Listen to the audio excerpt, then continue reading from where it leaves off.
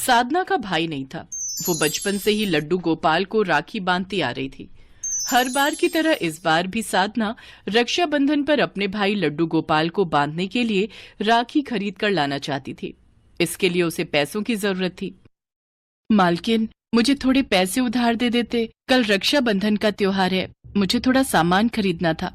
देख साधना, तेरी माँ के कहने पर मैंने तुझे अपने घर झाड़ू पोछे के काम के लिए रखा है, ठीक है? अब रोजाना तू थोड़े थोड़े पैसे मांगती रहेगी तो ये बात मुझे बिल्कुल पसंद नहीं है। और वैसे भी तेरा तो कोई भाई नहीं है। जहाँ तक मैं जानती हूँ तो तेरा कौन सा खर्चा होने वाला है कल? कहीं रक्षाबंधन के बहाने अपने खाने पीने के लिए तो पैसे नहीं मांग रही है ना? नहीं मालकिन, मेरे भाई हैं लड्डू गोपाल, मैं बचपन से उन्हें ही राखी बांधती आई हूँ। हैं, तू तो बड़ी चालाक है। भगवान की राखी लेने के बहाने तू मेरे से पैसे ले लेगी, फिर उसके बाद जब महीना होगा और जब मैं काटने लगूंगी तो कोई और बहाना लेकर आ जाएगी। नहीं नहीं, मैं तुझे कोई उधार नहीं दूंगी। महीना जब पूरा होगा तभी दूंगी। अभी जा, मुझे कल रक्षाबंधन की तैयारी के लिए बहुत से काम करने हैं। साधना को लगा कि अब वो भी काम करने लगी है तो वो अपने पैसों से भगवान के लिए राखी और कुछ मिठाई खरीद लेगी। पर यहाँ तो वो निराश ही हो गई क्योंकि उसकी मालकिन ने उसे पैसे देने से मना कर दिया। साधना को पता था कि उसके माँ बापू को पिछले कुछ दिनों से मजदूरी का काम नहीं मिला है, इसलिए उनके पास भी पैसे नहीं होंगे। इसी सोच में वो घर की ओर जा रही थी। उधर देवलोक पर भगवान कृष्ण ये सारा दृश्य देख रहे थे। इसके पश्चात भगवान कृष्ण ने एक बूढ़ी औरत का रूप ले लिया और अपने झोले में कुछ राखियां भर ली और वे धरती लोक पर आ गए। राखी ले लो राखी, सुंदर सुंदर राखी। ये भारी थैला उठा उठा कर तो मैं थक गई हूँ। कोई मेरा थैला वहाँ सड़क के उस पार प्याऊ तक ले जाए तो मैं थोड़ा ठंडा पानी पी लूंगी। बहुत प्यास लगी है। कोई है जो मुझे सड़क के उस पार तक ले जाएगा? इन बूढ़ी आंखों से दिखाई भी नहीं देता। आंखों की तो रोशनी ही चली गई है। अम्मा जी, लाओ ये थैला मुझे दो, मैं आपको सड़क पार करवा देती हूँ। आप मेरा हाथ पकड़ लो। जीती रहो बेटी, खुश रहो। साधना बूढ़ी औरत को सड़क पार करवा देती है। अम्मा जी, आप बैठो और ये लो, आप पानी पी लो। बेटी, तुम बहुत अच्छी हो। तुम्हारे संस्कार बहुत ही अच्छे हैं। ये लो, मेरी तरफ से ये राखी उपहार में रखो। अपने भाई को राखी बांध देना। अब तुम्हें राखी खरीदनी नहीं पड़ेगी। अच्छी लगी ना? अम्मा जी, ये तो बहुत सुंदर है। मुझे सचमुच इसकी बहुत जरूरत थी। आपका बहुत बहुत धन्यवाद। अच्छा बेटी, अब मैं चलती हूँ। थोड़ी और राखियाँ बेच लूंगी। आराम से जाना अम्मा जी। राखियाँ देखकर साधना बहुत खुश होती है। उधर भगवान कृष्ण देवलोक वापस आ गए। अगले दिन साधना सुबह जल्दी उठ जाती है और नहा धोकर लड्डू गोपाल को वही राखी बांधने लगती है। तभी उसके द्वार पर एक बहुत ही सुंदर प्यारा छोटा सा बालक आवाज लगाता है। दीदी, आज रक्षाबंधन है, मेरी कोई बहन नहीं है, क्या तुम मुझे राखी बांधोगी? मेरे पास तो एक ही राखी है। लड्डू गोपाल जी, आप ही कहते हो ना, सभी मनुष्यों में आपका वास होता है और छोटे बच्चे तो आपका ही रूप होते हैं। मैं इस बच्चे को राखी बांधूंगी तो मुझे लगेगा ये राखी आप तक पहुंच गई। लड्डू गोपाल जी, मुझे माफ कर देना। मैं आपका नाम लेकर ये राखी उस छोटे बच्चे को बांध रही हूँ। इसमें भी भगवान कृष्ण की ही लीला छुपी थी। उन्होंने जानबूझकर साधना को एक ही राखी दी थी ताकि वो उसकी परीक्षा ले सके कि साधना लड्डू गोपाल को राखी बांधेगी या फिर द्वार पर आए बालक को। साधना परीक्षा में सफल होती है। वो जैसे ही उस बच्चे को राखी बांधती है, वो बच्चा भगवान कृष्ण के रूप में आ जाता है। मुझे अपनी आंखों पर यकीन नहीं हो रहा। आप स्वयं रक्षाबंधन के दिन मुझसे राखी बंधवाने आए भगवान? तो और क्या, जब एक बहन इतने सालों से मुझे राखी बांध रही है तो मुझे भी तो भाई का फर्ज निभाने आना ही था ना। अब राखी के बदले मुझे तुम्हें उपहार भी तो देने हैं बहन।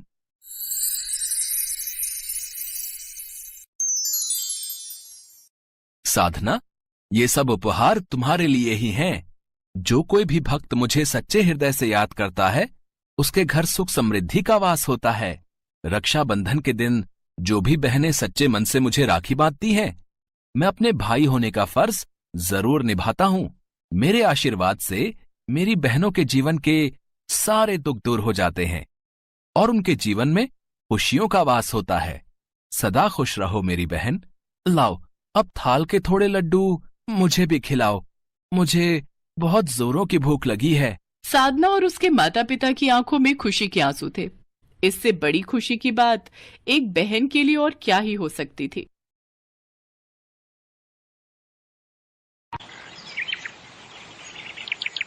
शिवपुरी गांव में शारदा नाम की एक गरीब बुजुर्ग महिला अपने बेटे रोशन, बहू गंगा और पोते गुड्डू के साथ रहती थी।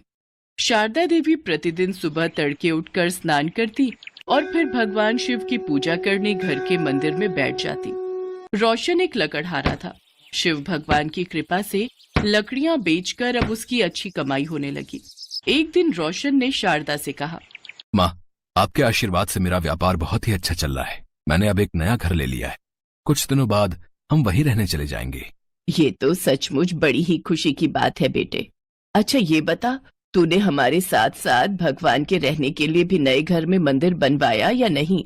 ये बात सुनकर गंगा कहती है, माँ जी, आप सारा दिन पूजा पाठ ही करती रहती हैं। वहाँ भी आप सारा दिन यही करती रहोगी। सुबह सुबह उठकर हमारी नींद खराब करोगी। इसलिए हमने सोचा है कि आप यहीं रहें और अपना पूजा पाठ करती रहें।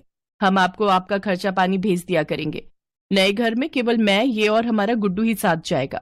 रोशन, देख तो बहू क्या बकवास किए जा रही है। क्या सचमुच तेरे घर में मेरे और मेरे प्रभु के लिए कोई जगह नहीं है? आज इन्हीं की कृपा से तुझे ये सब मिल पाया है और अब तू इन्हें ही भूल गया। माँ, ये सब मेरी मेहनत का नतीजा है। और गंगा कह तो रही है कि हम आपको आपका खर्चा भेज दिया करेंगे। आप इतने बड़े घर में जाकर क्या करोगी? अपने बेटे बहू की बातें सुनकर शारदा देवी रोने लगी, लेकिन उसके बेटे बहू उसको वहीं छोड़कर चले जाते हैं। शारदा देवी भगवान शिव से प्रार्थना करने लगी, हे भगवान, मेरा बेटा ना समझ है, उसको कोई भी दंड नहीं देना। एक दिन उसको अपनी गलती का एहसास जरूर होगा। वो आपकी शरण में आ जाएगा। उसको माफ कर दीजिए। अगले दिन से ही शारदा सुबह नहाकर भगवान शिव के लिए भोग बनाती और फिर उनकी पूजा पाठ में मगन हो जाती। इसके बाद शिव जी का भजन पूजन करके उनको भोग लगाकर प्रसाद ग्रहण करती। कभी कभी वो अपने लिए खाना बनाती तो कभी केवल प्रसाद खाकर ही संतोष कर लेती। ऐसे ही कई रोज गुजर गए। फिर एक दिन शारदा देवी अपने घर के बाहर बैठी थी कि तभी उसके पड़ोस की एक औरत उसके पास आई और शारदा उससे कहने लगी, सुनो बेटी, मेरा कुछ सामान खत्म हो गया है, क्या तुम बाजार से जाकर ले आओगी? वो औरत बाजार से सारा सामान लाकर शारदा देवी को दे देती है। शारदा उसके लिए चाय बनाकर लाती है और फिर उस औरत को धन्यवाद कहती है। चाय पीते हुए वो महिला शारदा देवी से कहती है, माँ जी, आज आपके बेटे ने अपने नए घर की खुशी में सभी गांव वालों को भोजन पर आमंत्रित किया है। क्या उन्होंने आपको नहीं बुलाया? जो मेरे शिव जी का ना हो सका, भला वो मेरा क्या होगा? अब मुझे उससे कोई मतलब नहीं है। शारदा देवी की बात सुनकर महिला वहां से चली जाती है। ऐसे ही समय बीतता गया। अब शारदा देवी और भी बूढ़ी और कमजोर होती गई। अब उसमें खाना और प्रसाद तक बनाने की हिम्मत नहीं बची थी। इसलिए वो अब सिर्फ शिव जी के लिए ही प्रसाद बनाती और उसी को खाकर संतुष्टि कर लेती थी। एक दिन शारदा देवी भगवान शिव के आगे बैठकर रोने लगी और कहने लगी, प्रभु, अब इस संसार से मेरा मन भर चुका है। अब आप मुझे अपनी शरण में ले लीजिए। ना जाने और कितना कष्ट सहना होगा मुझे आपसे मिलने के लिए। इतना कहकर वो भजन करने लगी। अगले दिन सुबह शारदा ने स्नान किया और फिर प्रसाद बनाने के लिए रसोई में गई तो उसने देखा कि आटा खत्म हो चुका है। उसे ध्यान आया कि कुछ गेहूं पड़े हुए हैं। वो गेहूं लेकर चक्की में पीसने बैठ गई, लेकिन कमजोरी के कारण उनसे चक्की चल ही नहीं रही थी। ये देख शारदा देवी की आंखों से आंसू बहने लगे। वो कहने लगी, प्रभु, आज मेरा शरीर साथ नहीं दे रहा है। मेरा नियम टूट जाएगा और मेरे शिव जी भूखे रहे।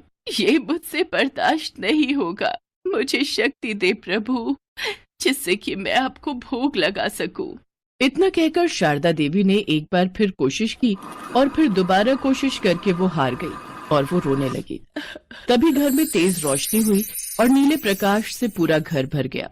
उन्होंने देखा कि स्वयं भगवान शिव चक्की चला रहे हैं। शारदा उनको देखकर हैरान रह गई। तभी भगवान ने कहा, मैया, क्या देख रही हो? मुझे बहुत जोरों की भूख लगी है, इसमें और गेहूं डालो। शारदा देवी को बिल्कुल भी होश नहीं था। वो रोते रोते चक्की में गेहूं डाल रही थी और भगवान शिव गेहूं पीस रहे थे। फिर जब शारदा देवी को सुध आई तो भगवान शिव गेहूं पीस चुके थे। इसके बाद शिवजी भगवान ने कहा, मैया, आज आपकी तपस्या सफल हुई। मांगो, आपको क्या मांगना है? मुझे अपने चरणों में स्थान दे दीजिए प्रभु, मुझे और कुछ नहीं चाहिए। भगवान शिव ने उसे आशीर्वाद दिया तो शारदा देवी पहले जैसी स्वस्थ हो गई। शारदा देवी ने उनके लिए हलवा बनाकर उनको भोग लगाया। भगवान शिव ने भोग खाया और कहा, मैया, मेरा पेट भर गया आपके भोग से। अभी आपका इस संसार में कुछ समय बाकी है, उसके बाद ही आपको स्वर्ग लोक की प्राप्ति होगी। आज से तुम्हें यहाँ कोई कष्ट नहीं होगा। इतना कहकर वो अंतर्ध्यान हो गए। तभी उसका छोटा सा घर बड़े से महल में बदल गया और घर में धन धान्य के भंडार भर गए और भगवान की कृपा से उसके घर में नौकर चाकर काम करने लगे।